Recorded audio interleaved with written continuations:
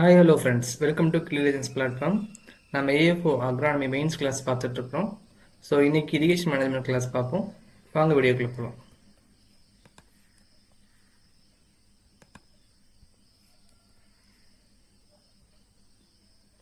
So irrigation is artificial application of water. நம்ம ஃபீல்டில் நம்ம வாட்டர் அப்ளை பண்ணுவோம். ஸோ இட்ஸ் ஆர்டிஃபிஷியலாக நம்ம அப்ளை பண்ணும்போது that is irrigation water. So water is a part of all organisms. Some of organisms contains more than 90%. So completely water. So நம்ம எங்க போனாலும் நமக்கு தண்ணி தேவை. So about 400 to 500 liters of water is necessary for producing 1 kg of plant dry matter. So நம்ம எந்த try matter production பண்ணுறதுக்கும் நமக்கு தண்ணி வேணும். ஸோ நம்ம தண்ணி சப்ளை கரெக்டாக இருந்ததுன்னா அந்த ட்ரை மேட்டர் ப்ரொடக்ஷன் ஹெவியாக இருக்கும்.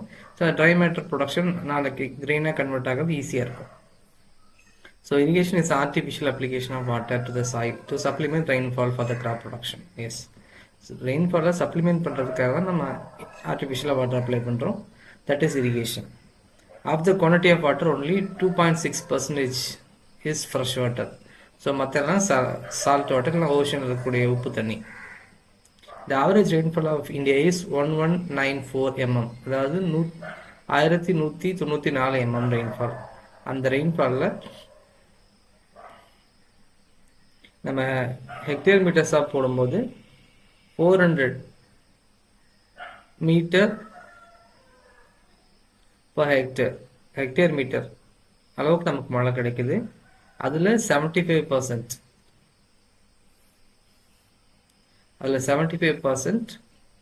சவுத் வெஸ்ட் மான்சூன் பீரியடில் நமக்கு கிடைக்குது. மிச்சம் சம்மரில் வின்டர் பீரியடில் கிடைக்குது.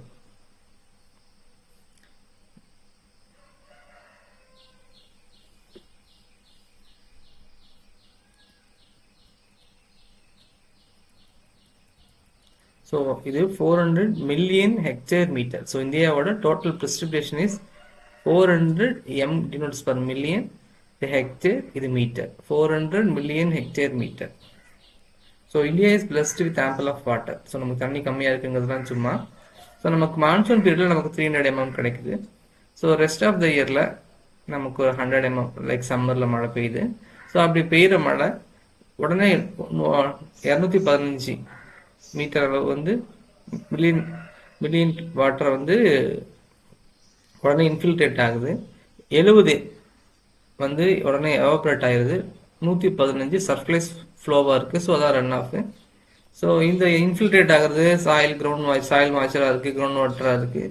இந்த சர்ஃபேஸ் ஃப்ளோவாக இருக்கிறது அந்த ரெயின்ஃபாலு ஸ்னோவாக மாறி ஸ்னோஃபாலாக இருக்குது.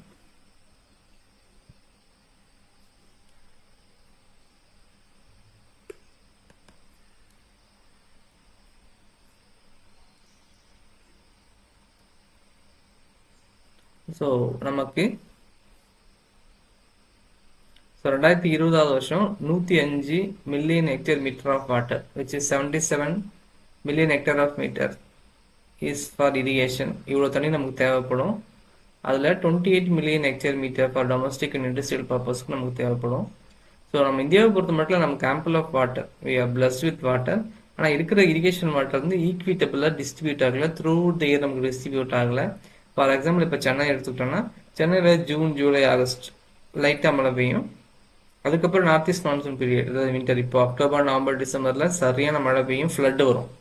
ஸோ அப் டு ஜான் நம்ம மழை எதிர்பார்க்கலாம். ஜான் முடிஞ்சு ஃபெப், மார்ச் போச்சுன்னா அதே சென்னையில் தண்ணி பிரச்சனை வந்துடும். அது ஏப்ரல் மேலே ரொம்ப பீக்காக இருக்கும். ஸோ ஒரு 4 மாதம் முன்னால் அங்கே ஃப்ளட் வந்துருக்கும் ஜானில். அதே 4 மாதம் கழிச்சு பார்த்தோம்னா அங்கே ட்ரவுட்டு. ஸோ அந்த வாட்டரோட distribution through the year கிடையாது. ஸோ அதனால தான் அந்த வாட்டர் நம்ம டேங்க்ஸ் கட்டி சேனலைஸ் பண்ணி ஸ்டோர் பண்ணி வைக்கிறோம். ஸோ அப்போவுமே ஒரு சென்னை மாதிரியான ஒரு வாஸ்ட் சிட்டி, ஒரு 1 கோடி பேர் இருக்காங்கிற சமயத்தில் அதை நம்மளால் கண்டெயின் பண்ணவே முடியாது. ஸோ இந்த மாதிரி ப்ராப்ளம்ஸ் இருக்குது தண்ணியை பொறுத்த மட்டும். So will be moving to water in soil plant atmospheric continuum. So இதில் சாயில் அண்ட் பிளான்ட் அட்மாஸ்பியரிக் கான்டினத்தில் சாயில் பிளான்ட் வாட்டர் அதோட இன்ட்ராக்ஷன் என்னங்கிறத பார்க்குறோம். So water movement in the soil, there are 3 type of movement: saturated flow, unsaturated flow, vapor movement. So saturated flow occurs when all the pores are filled with water. So எல்லா போர்ஸும் filled with water. அதாவது சாயிலில் மைக்ரோஃபோர் மேக்ரோஃபோர் 2 போர் இருக்கும். அதில் எல்லா போர்ஸ்லையுமே water fill ஆயிடுச்சுன்னா that is saturated flow. So the flow of liquid is due to a gradient matrix potential. So matric பொட்டன்ஷியலுங்கிறது அந்த soil அந்த மேட்ரிக்ஸ் கொடுக்கக்கூடிய potential. So major direction is downward movement. So ஃபுல்லாக தண்ணி அங்கே நிறைஞ்சிட்டா டவுன்வர்ட் மூவ்மெண்ட் தான் இருக்கும். Lateral movement also occur mainly due to matric potential. Higher pore size more rapid is saturated flow. So எல்லா போர்ஸுமே ஃபில் ஆயிரும். ஸோ போர் சைஸ் அதிகமாக இருக்கிறதால இங்கே வாட்டர் மூவ்மெண்ட் ரொம்ப ரேப்பிடாக இருக்கும். Sandy soils have higher conductivity. அதாவது சாண்டி சாயில்ஸில் தான் நிறைய கேப்ஸ் இருக்கும். ஸோ அதனால் நிறைய வாட்டரை ஹோல்ட் பண்ண முடியாது. ஸோ அதனால் அதோட கண்டக்டிவிட்டி தான் கூடுதலாக இருக்கும். இன்கேஸ் ஆஃப் கிளே சாயில் பார்த்தோன்னா நிறைய மைக்ரோ போர்ஸும் மேக்ரோ போர்ஸும் இருக்கிறதால அதுக்குள்ள கண்டக்டிவிட்டி கம்மியாக இருக்கும். ஸோ அது பெர்மியபிலிட்டி கம்மியாக இருக்கும். unsaturated flow focus on micropores. இங்க என்னன்னா the major driving force is metric potential and direction of flow from the higher to lower potential. அதாவது வாட்டர் எப்பவுமே higher potential to lower potential move ஆகும். unsaturated flow is more important for crop production point of view. அங்கே ட்ரையாக இருக்கிற சமயத்தில் நம்ம தண்ணி பாய்ச்சிரும். அந்த தண்ணி ஹையர் பொட்டன்ஷியல்லேருந்து லோவர் பொட்டன்ஷியலுக்கு போகுது. ஸோ அதுதான் கிராப் ப்ரொடக்ஷன் பாயிண்ட் ஆஃப் வியூவில் ரொம்ப important. So vapour movement. Water vapour moves from one zone to another due to vapour pressure gradient. Important for survival of plant and severe drought condition. So water வேப்பராக move ஆகும் into the soil columns. So drought கண்டிஷனில் vapour movement is important. So water uptake. So water is absorbed mainly through root and root hairs. ஏன் leaf வழியை எடுத்துக்காதுன்னா leaf வழியை எடுத்துக்காது. நம்ம spray கொடுக்குறோம், அதில் ஃபெர்டிலைசரில் கலந்து டிஏபி ஸ்ப்ரே கொடுக்குறோம். நம்ம என்னதான் வாட்டர் கொடுத்தாலும் ஃபோலியோ ஸ்ப்ரே கொடுத்தாலும் ஒரு கண்டிஷன் மெஷர் தானே தவிர அது ஒரு சொல்யூஷன் கிடையாது. So water and fertilisers were absorbed through root only, root hairs. Roots absorb water both passively as well as actively. So passive absorption ஒன்றும் இல்லை. ஸோ இந்த டிரான்ஸ்பிரேஷன், இந்த இலைத்துளைகள் வழியாக டிரான்ஸ்பிரேஷன் நடக்கலையே, that will create a pull. இந்த transpiration புல் வந்து plant சிஸ்டத்தில் ஒரு நெகட்டிவ் ப்ரெஷரை கிரியேட் பண்ணும். அந்த நெகட்டிவ் ப்ரெஷர் மூலமாக அப்படியே வாட்டர் மூவ் ஆகும் பிளான்ட் சிஸ்டத்துக்குள்ள. In case of little transpiration அப்போ இல்லை. அந்த சமயத்தில் ரூட்டெல்லாம் வாட்டர் அப்சர்வ் பண்ண முடியாது. ஸோ அப்போ வந்து வாட்டர் வந்து the plant spend energy to absorb water, that is active absorption. So most of the time 90% of time வந்து பாசிவ் அப்சார்ப்ஷன் தான் வாட்டர் அப்சர்வ் பண்ணும் plant. So lesser significant is active absorption.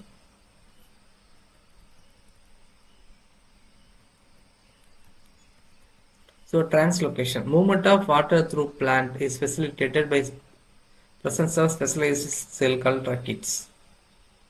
Energy required for translocation is mainly met by transpiration pull. So அந்த transpiration pull-ஓட அடிப்படையினால தான் இந்த பிளான்ட்டுக்குள்ள ஒரு negative pressure create ஆகுது. அந்த negative pressure தான் பிளான்ட் வந்து அந்த ரூட் வழியாக வாட்டர் அப்சர்வ் பண்ணவும் அந்த பிளான்ட்டுக்குள்ளே டிரான்ஸ்லோகேட் பண்ணவும் உதவுது. So evapotranspiration. ஸோ இது ரெண்டு டேர்ம், evapotranspiration. ஸோ எவாபரேஷன்னா சர்ஃபேஸ்லேருந்து எவாபரேட் ஆகிற வாட்டர், டிரான்ஸ்பிரேஷன்னா அந்த பிளான்ட் சிஸ்டத்துக்குள்ள அந்த பிளான்ட்டோட மெட்டபாலிக் ஆக்டிவிட்டி தேவைப்படுற water. So evapotranspiration constitute nearly 99% of water take. So அந்த எவாபரேஷன்னா அந்த சாயில் சர்ஃபேஸில் நடக்கக்கூடிய water loss, transpiration leaf surface நடக்கக்கூடிய வாட்டர் லாஸ். ஸோ இது இல்லாமல் பிளான்ட் வந்து மெட்டபாலிக் ஆக்டிவிட்டியில் வாட்டர் யூஸ் பண்ணும். ஸோ அது 1% தான் ஹார்ட்லி. ஸோ இந்த சர்ஃபேஸ் சாயிலில் லீஃப்லேருந்து நமக்கு வீணாகிற தண்ணி தான் 99% of total water uptake. So the next concept is soil water. There are two set aspects of soil water. Amount of water present in the unit mass or volume of soil and energy status of water is so amount of water present in the soil is expressed in percentage dry weight. அதாவது ஒன்றும் இல்லை, அந்த சாயிலை நம்ம collect பண்ணுறோம், அதோட வெட்டு weight minus try wait. divided by dry weight into 100. So அந்த சாயிலில் எவ்வளோ மாய்ச்சர் இருக்குது அப்படிங்கிறத நம்ம அதை கலெக்ட் பண்ணி ஹாட் ஏர் ஓவனில் வச்சு எஸ்டிமேட் பண்ணுறோம். ஸோ அதாவது at 12% of soil moisture, crops in alfree soil grow normally, while those in wet soil show wilting symptom. அதாவது சாயில் வாட்டருங்கிறது எல்லா டைப் ஆஃப் சாயிலையும் ஒரே மாதிரி ரியாக்ட் பண்ணாது. In case of clay soil ஒரு மாதிரி ரியாக்ட் பண்ணும், சாண்டி சாயில் ஒரு மாதிரி ரியாக்ட் பண்ணும். ஸோ ஒரே மாதிரி soil moisture level.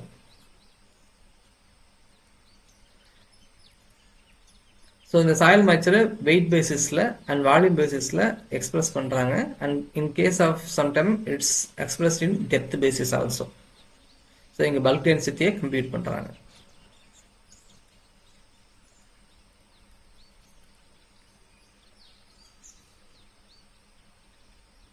So hydrogen in the water serves as connecting link from one molecule to another, and it is known as hydrogen bonding. The water sticks to itself. So water to water. So ஒரு water molecule இன்னொரு water molecule சேருதுன்னா that is cohesion. So ஒரு water molecule இன்னொரு soil particle சேருதுன்னா that is addition. Water attached itself to surface of many substances known as addition. So இந்த cohesion and addition movement மூலமாக தான் water வந்து soil காலத்துக்குள்ளே move ஆகுது. தென் we move to soil moisture constants. So water content under certain standard conditions are referred as soil moisture constant. So இந்த soil moisture constant வந்து நம்ம irrigation schedule பண்ணுவோம். அங்கே எவ்வளோ வாட்டர் இருக்குது அப்படிங்கிறத நம்ம அண்டர்ஸ்டாண்ட் பண்ணவும் நமக்கு ரொம்ப உதவியாக இருக்கும். But under field conditions, water content of soil is always changing constantly with time and also with depth of soil. And it is not a static or constant. Water எப்பவுமே ஸ்டாட்டிக்காகவும் கான்ஸ்டண்டாக இருக்காது, டைனமிக்காக மூவ் ஆகிட்டே இருக்கும். However, the concept of soil moisture constant greatly facilitate in taking decision on irrigation management. ஆமாம், soil moisture constantல நமக்கு நல்ல understanding இருந்தால் தான் நம்ம irrigation management செய்ய முடியும். After irrigation or rain, both macro and micro pores are filled with water. The water content of the soil at which the soil pores are filled with water, it is referred as saturated. அதாவது macro pores and micro pores ஃபுல்லாக fill ஆகிருக்கும். That is called saturation அல்லது maximum water holding capacity. So maximum water holding capacity அதாவது ஒரு பாட் இருக்குது, அந்த பாட்டுக்குள்ளே 10 litre தண்ணி பிடிக்குன்னா 10 லிட்டர் தண்ணி நிறைஞ்சிருச்சு. அப்போ என்ன மேக்ஸிமம் வாட்டர் ஹோல்டிங் கெப்பாசிட்டி. அதுக்கு மேலே தண்ணி ஊற்றினா என்ன ஆகும்? வடிஞ்சு கீழே போகும். ஸோ இந்த சேச்சுரேட்டட் ஃப்ளோவில் வாட்டர் வந்து கிராவிடேஷனல் புல் மூலமாக தண்ணி பூமிக்கு கீழே போகும்.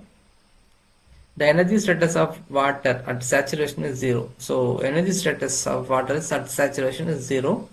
The water content of soil at saturation is approximately double that of field capacity. So field capacity is nothing but so நம்ம கிராப் ப்ரொடக்ஷன் டைமில் ஃபீல்டு கெப்பாசிட்டியில் மெயின்டைன் பண்ணுவோம். அப்போ தான் கிராப் நல்லா ஈல்டு கொடுக்கும். ஸோ அப்படின்னா இந்த சேச்சுரேட்டட் 100 அப்படின்னா field capacity must be 50. So நம்ம இவ்வளோ மெயின்டைன் பண்ணாவே போதும், அது நம்ம கிராப் ப்ரொடக்ஷனுக்கு போதுமானதாக இருக்கும். So that is inference. So soil moisture held by soil against gravitational force is called field capacity. அதாவது மைக்ரோ ஃபோர்ஸ் ஃபில் ஆனதுக்கு அப்புறமா கிராவிட்டி மூலமாக வாட்டர் டீப் லேயர்ஸ் பெர்குலேட் ஆகும். அப்படி பெர்குலேட் ஆனதுக்கு அப்புறமா கொஞ்சம் சாயில் மாய்ச்சர் ரிட்டைன் ஆகும். That moisture is called field capacity. So energy status of water at field capacity is minus 0.1 to minus 0.33 bars. இதை வந்து 0.1 to 1/3 bars அப்படின்னு சொல்லுவாங்க. 1/3 நெகட்டிவ்ல. ஸோ இந்த எனர்ஜி ஸ்டேட்டஸில் தான் ஃபீல்டு கெப்பாசிட்டியில் நமக்கு அந்த வாட்டர் மாலிக்யூல் சாயிலோட அடேர் ஆகியிருக்கும். Field capacity is considered as upper limit of water availability to plants. So அந்த சாயில் கிடையாது, to the plants. ஸோ அந்த சாயிலில் மேக்ஸிமம் வாட்டர் ஹோல்டிங் கெப்பாசிட்டி வரைக்கும் போகும். ஆனால் இந்த பிளான்ட்டை பொறுத்த மட்டும் ஃபீல்டு கெப்பாசிட்டிக்கு மேலே சாயில் அதால் அப்சர்வ் பண்ண முடியாது. அதுக்கு கீழே இருந்தாலுமே plant will suffer. Thickness of water around soil particles decreases. More and more energy is required to remove water. So இதுக்கப்புறமா இதை விட லெஸ்ஸான திக்னஸ் அந்த அரௌண்ட் சாயில் பார்ட்டிகிள்ஸ் ரொம்ப கம்மியாக இருக்கும். ஸோ அதை ரிமூவ் பண்ணி பிளான்ட் அப்சர்வ் பண்ணுறதுக்கு நிறைய எனர்ஜி ஸ்பெண்ட் பண்ணுறதா இருக்கும். ஸோ அந்த கண்டிஷன் தான் trout condition. Soil rice gradually when the energy status of soil moisture reaches minus 15 bars. Plant cannot absorb sufficient moisture. Plants show wilting symptoms even under high humidity condition. Soil moisture content at minus 15 bars, அதாவது minus 15 bars is permanent wilting point. So in the time plant will suffer. At this moisture level, plant will but do not die. அதாவது field capacity ஓட லெஸ்ஸா moisture குறையும் போது, அதாவது நெகட்டிவ்ல minus 15 ஆகும்போது it is permanent wilting point. இந்த லெவல்ல plant will suffer, அதாவது plant will wilt but not die. இந்த டைம்ல நம்ம தண்ணி போர் பண்ணோம்னா கூட, வாட்டர் சப்ளிமெண்ட் கொடுத்தோம்னா கூட பிளான்ட்டை காப்பாத்திடலாம். That is what inference. So soil rise further, water is held tightly to the soil particles at minus 16 bars. Soil moisture is not available to plants and they die due to lack of water. So ultimate full dry. At the time we called as ultimate wilting point. So minus 16 bars are ultimate wilting point. So on the title of plant will die and there is no recovery. So quantity of water retained in the soil between limits of field capacity and permanent wilting point. அதாவது field capacity க்கும் permanent wilting point க்கும் நடுவுல இருக்கிற moisture தான் available soil moisture அப்படின்னு சொல்லுவோம். So நம்ம இரிகேஷனில் எல்லா கால்குலேஷனும், இரிகேஷன் ஸ்கெடியூலிங் எல்லாமே இந்த அவைலபிள் சாயில் மாய்ச்சரை வச்சு தான் பண்ணுவோம். So it is very important concept in case of irrigation scheduling. Sandy soil has the lowest amount of available water, 8 cm per meter depth, while clay soil has highest amount. அதாவது Chandy soil வந்து force எல்லாம் பெருசாக இருக்கிறதால so அங்கே drainage ஈஸியாக இருக்கும். So அதனால ஈஸியாக வாட்டர்லாம் கிராவிடேஷனல் புல் மூலமாக அண்டர் கிரவுண்ட் லேயருக்கு மூவ் ஆயிரும். But in case of clay soil அங்கே நிறைய மைக்ரோ ஃபோர்ஸ் இருக்கிறதால வாட்டர் ரொம்ப டைட்டாக ஹோல்ட் பண்ணும். ஸோ அதனால அதோட வாட்டர் ஹோல்டிங் கெப்பாசிட்டி அதிகம்.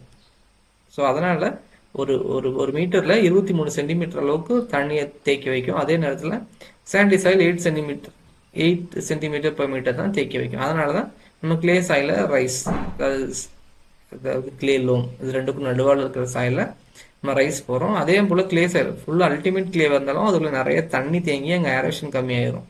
ஸோ இது ரெண்டுக்கும் இன் பிட்வீன் சாண்டிக்கும் கிளேக்கும் நடுவால் லோமி சாயில் இருக்கும். அதோட பார்ட்டிகல் சைஸ் அதே தான் இருக்கும். ஸோ அதோட வாட்டர் ஹோல்டிங் எபிலிட்டியும் like 10 to 15 centimetre per metre vary ஆகும். ஸோ அதுதான் ப்ரொடக்ஷனுக்கு ரொம்ப உகந்தது. தென் ரைஸில் பொட்டன்ஷியல் கான்செப்ட்ஸ், சாரி இது வாட்டரில் potential concept. So water molecule is kept in a hypothetical situation wherein it is not subjected to influence or any force. Its potential to move in any direction is zero. So அதாவது ஒரு pure வாட்டரோட potential என்னன்னு கேட்டால் zero. சுத்தமான தண்ணி H2O அதோட potential என்னன்னா zero. So அது கூட நம்ம ஏதாவது சொல்யூட்ஸ் ஆட் பண்ணாதான் அதோட பொட்டன்ஷியல் சேஞ்ச் ஆகும். அதுவுமே நெகட்டிவ்ல தான் வரும், -0.33. So water potential of soil is always less than zero. It is expressed in negative values. Yes. Total potential of soil is sum of matrix, osmotic and gravitational potential. So matrix na soil matrix கொடுக்கிறது. So matrix potential is negative potential. Yes. Osmotic potential, it is the portion of water potential that results from solutes. So அதுக்குள்ளே இருக்கக்கூடிய கரைஞ்சிருக்கக்கூடிய உப்புக்கள், அந்த உப்பு வந்து தண்ணிக்கு ஒரு potential கொடுக்கும். So that is osmotic potential. Gravitational potential is gravitational force கொடுக்கக்கூடிய potential. Pressure potential at a point is a direct result of overlying water. அதாவது தண்ணிக்கு மேலே தண்ணி இருக்கு இல்லையா, ஒரு மாலிகுலுக்கு மேலே ஒரு மாலிகுல் இருக்கு இல்லையா, that is pressure potential. So அங்கே 1 லட்சம் லிட்டர் 10 லட்சம் லிட்டர் தண்ணி இருக்கும்போது அங்கே வாட்டருக்குன்னு ஒரு ப்ரெஷர் இருக்குது. ஸோ அது ரொம்ப enormous. So that is pressure potential. These are potential concept. இந்த potential conceptல பியூர் வாட்டரோட பொட்டன்ஷியல் என்னன்னா ஜீரோ. அது கூட வேற ஏதாவது சாயில் பார்ட்டிகுலோ சொல்யூட்ஸோ ஆட் பண்ணால் அது நெகட்டிவ்ல போகும். That is water potential of soil is always less than zero. So அதை நல்லா நான் வச்சுக்கோங்க, ஏன்னா அடிக்கடி கொஷின் கேட்க ஏரியா.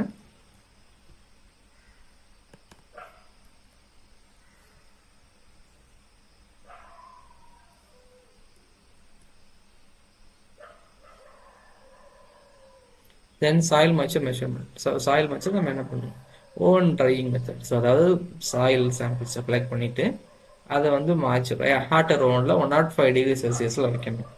அதே பிளான்ட் சாம்பிளாக இருந்தால் 55 to 60 டிகிரி செல்சியஸில் வைக்கணும். ஸோ சாயில் சாம்பிளாக இருந்தால் ஃபுல்லாக ட்ரை பண்ணணும். It is most common method used in soil moisture. So அதனால் இப்போது நம்ம வைக்கிற சாயிலோட வெயிட் என்னது, அது ட்ரை பண்ண அப்புறம் அதோட வெயிட் என்னது. ஸோ ட்ரை பண்ண வெயிட்டில் அதில் எத்தனை பர்சன்டேஜ் இருக்குது, அதாவது நம்ம 100 கிலோ சாயில் வைக்கிறோம், அது நம்ம ஃபீல்ட்லேருந்து கலெக்ட் பண்ணும்போது 120 கிலோவாக இருக்குது. புரியுதுங்களா?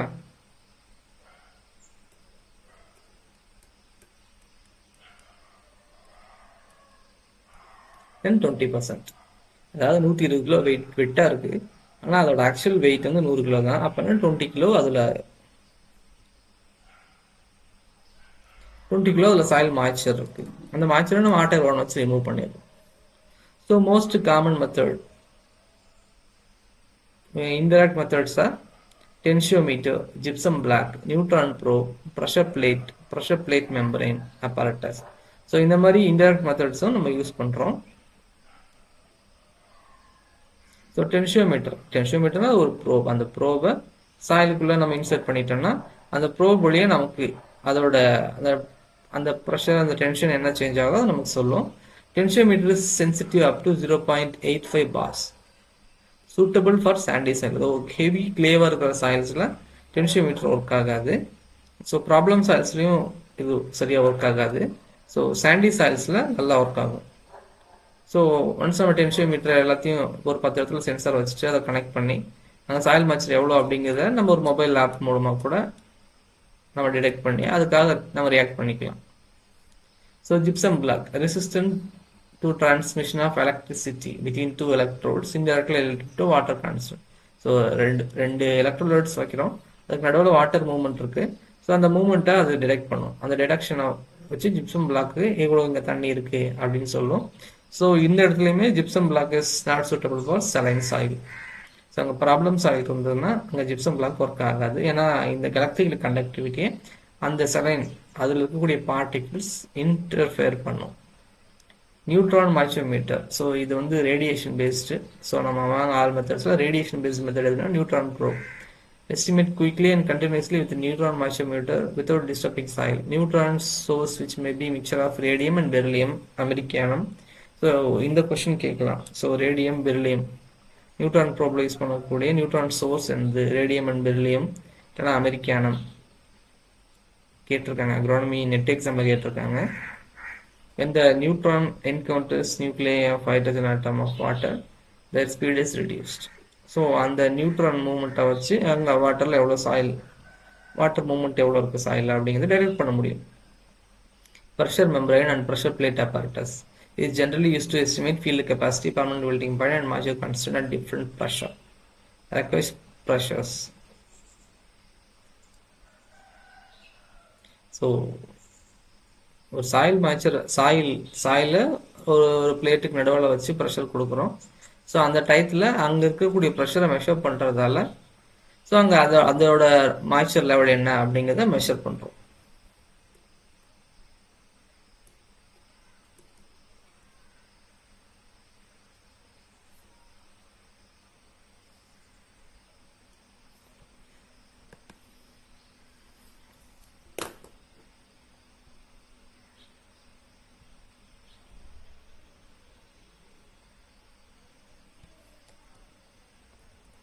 So next concept is water requirement.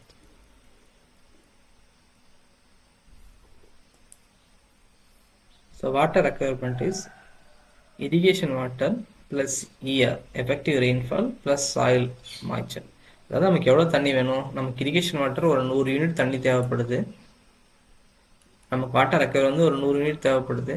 So நமக்கு இரிகேஷன் வாட்டர் ஒரு 80% இருக்கு, ப்ளஸ் எஃபெக்டிவ் ரெயின்ஃபால் ஒரு 20 ரெயின்ஃபாலில் கிடச்சிருது, ப்ளஸ் ஒரு 10 வந்து சாயில் மாய்ச்சர்லேயே இருக்குது. ஸோ அப்போ பார்த்தா 110 நமக்கு அதிகமாகவே அங்கே தண்ணி இருக்குது. ஸோ அந்த டயத்தில் நம்ம இரிகேஷன் வாட்டரை ஒரு 70 ஆவோ ஒரு 60 ஆவோ நல்லா குறைச்சிக்கலாம். ஸோ இந்த மாய்ச்சர் கான்ஸ்டன்ட்ஸ் இந்த சாயிலில் அவைலபிளாக எவ்வளோ எஃபெக்டிவ் ரெயின்ஃபால் எவ்வளோ இருக்குது, எவ்வளோ சாயில் ப்ரொஃபைலில் வாட்டர் இருக்குது அப்படிங்கிற அண்டர்ஸ்டாண்டிங் ரொம்ப முக்கியம். ஸோ அதனால நமக்கு ஒரு பிளான்ட்டுக்கு எவ்வளோ வாட்டர் தேவைப்படும் அப்படிங்கிறத நம்ம இது மூலமாக கம்ப்யூட் பண்ண முடியும். Water need is mainly met by demand of evapotranspiration in the metabolic needs of plant, altogether known as consumptive use. So இந்த கான்செப்ட் முக்கியம் பாருங்க. கன்சம்ப்டிவ் யூஸ் அப்படின்னா இந்த பிளான்ட்டோட evapotranspiration need plus metabolic need இது எல்லாத்தையும் சேர்த்துனா தான் கன்சம்ப்டிவ் யூஸ். ஸோ மெட்டபாலிக்னா 1%, evapotranspiration 99%. So since water use metabolic activity of plant is negligible, being less than 1% of quantity of water passed through the plant, evapotranspiration particularly considered equal to consumptive use. அதாவது Cu equal to Et. இது ரொம்ப நார்மலாக தெரியலாம், நான் எக்ஸாம்பிளில் கேட்கும்போது தடுமாறும். So consumptive use of water is equal to evapotranspiration. Yes or no, why, இந்த அசர்டிவ் டைப் ஆஃப் கொஸ்டினில் கேட்கலாம். இதை கொடுத்துட்டு ஏன்னா consumptive use of water is equal to evapotranspiration, ஏன்னா இங்கே evapotranspiration accounts for 99% of water loss, metabolic activity accounts for less than 1% of water loss. அதனால consumptive water is equal to almost equal to evapotranspiration. So இதை வந்து ascertain and reasoning type of கொஸ்டினாக கேட்கலாம்.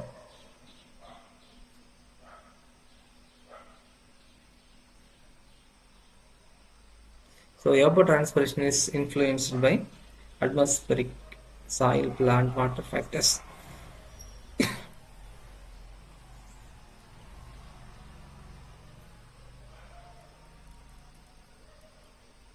So estimation of evapotranspiration.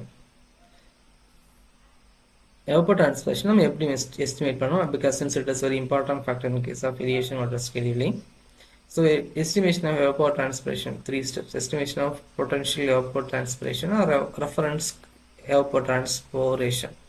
Reference evapotranspiration is nothing but 1 hectare of land full soil moisture complete supply of moisture கொடுத்துட்டு அங்கே ground கவரும் நல்லா பிளான்ட்டை வச்சுட்டு அப்போ மெஷர் பண்ணுறோம் அங்கே எவ்வளோ evapotranspiration அந்த பிளான்ட் எவ்வளோ evaporation and transpiration பண்ணுது அப்படின்னு மெஷர் பண்ணுறோம்.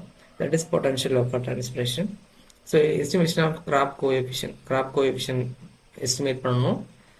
தென் making of suitable adjustment to local growing condition. So இதெல்லாம் செய்தோம்னா evapotranspiration கம்ப்யூட் பண்ணலாம். ஸோ அதை ஒவ்வொன்றா பார்க்கலாம். Reference evapotranspiration of an extent of 8 to 15 centimeter tall green grass cover, actively growing, completely shading the ground and no short of water. So தண்ணி நல்லா supply பண்ணி ஒரு 8 to 15 சென்டிமீட்டர் டாலுக்கு ஒரு கிராஸ் கவர் கொடுத்து அங்கே எவ்வளோ டிரான்ஸ்பிரேஷன் இருக்குது, that is reference evapotranspiration. So அந்த பொட்டன்ஷியலாக அங்கே இவ்வளோ ஒரு ஃபுல் கவரேஜ் அதுக்கு ஃபுல் ஃபீட் கொடுத்தோன்னா 100% இதுதான் அப்படின்னு ஒரு measurement. So that is Blaney and Criddle மெத்தடில் நம்ம இதை பண்ண முடியும்.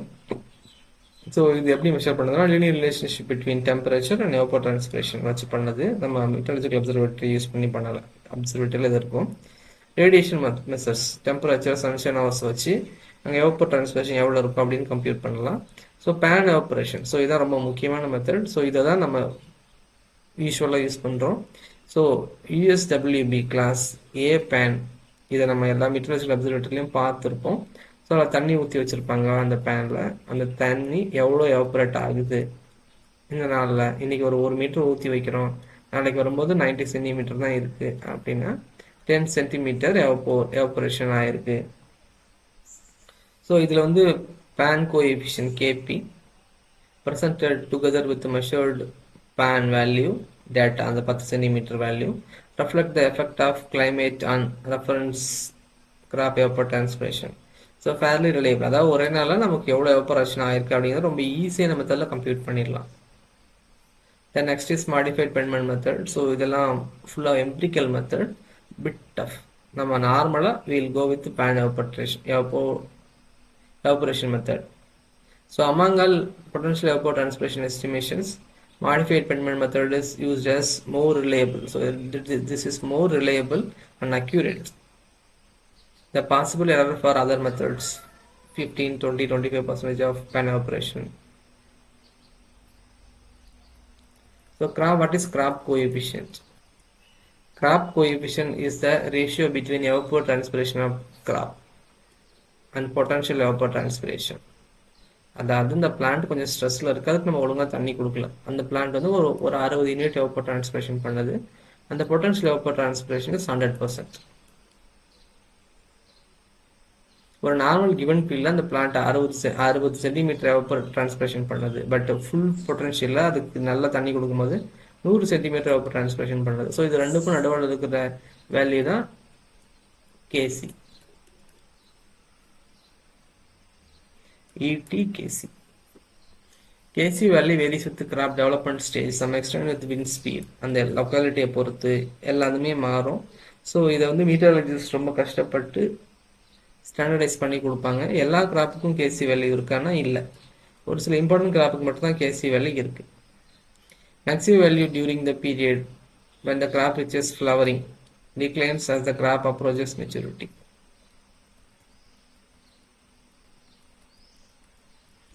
Actual evapotranspiration is measured from field experiment by estimating soil moisture loss during the crop growth period through lysimeter. So lysimeter na ஒண்ணும் இல்ல, ஒரு ஹெக்டர் ஆஃப் லேண்டுக்கு மேல ஃபுல் இதை வெயிட் கம்ப்யூட் பண்ணுவாங்க. ஸோ அந்த வெயிட்ல எவ்வளோ சேஞ்ச் இருக்கு, that is soil moisture change. So இது ரொம்ப லெபோரியஸ், அது இல்லாமல் மணி கன்சியூமிங் மெத்தட். ஸோ கோவில்பட்டியில் லைசிமீட்டர் இருக்குது. ஸோ ஒரு லைசிமீட்டர் உங்களை ஒரு ஹெக்டர் ஆஃப் சாயிலே தூக்கி நிறுத்திட்டு அதுக்கு கீழே ஒரு வெயிட் மிஷின் வச்சுட்டோம்னா அங்கே வெயிட் எவ்வளோ சேஞ்ச் ஆகுது அப்படிங்கிறது கண்டினியூஸாக நமக்கு ரிசல்ட் கொடுத்துட்டே இருக்கும். அந்த த்ரூ சாயில் மாய்ச்சர்னால என்ன மாற்றங்கள் இருக்குன்னு. So that is lysimeter. So estimation of water in rice வந்து ட்ரம் கல்ச்சர். ஸோ ரைஸ் ஃபீல்டில் குட்டி குட்டி ட்ரம்ஸ் உள்ளே வச்சிட்டோம்னா அங்கே எவ்வளோ சாயில் மாய்ச்சர், அந்த காலம் எவ்வளோ இம்ப்ரூவ் ஆகுது. ஒரு ட்ரம் எடுத்து ரைஸ் ஃபீல்ட் இன்சர்ட் பண்ணிட்டோன்னா அங்கே மாய்ச்சர் எவ்வளோ சேஞ்ச் ஆகுது, இல்லை உள்ளே போகுதா அப்படிங்கிறத நம்ம மெஷர் பண்ண முடியாது. That is drum culture. So irrigation water requirement. So water requirement equal to நம்ம எவ்வளோ இரிகேஷன் பண்ணுறோம், அங்கே எஃபெக்டிவ் ரெயின்ஃபால் எவ்வளோ ப்ளஸ் சாயில். ஸோ அதே இந்த ஈக்குவேஷன் இன்வெர்ட் பண்ணோம்னா irrigation water requirement equal to water requirement minus effective rainfall plus soil moisture. So refers to the quantity of water, exclusion of effective rainfall, soil profile contribution, including that from shallow water table.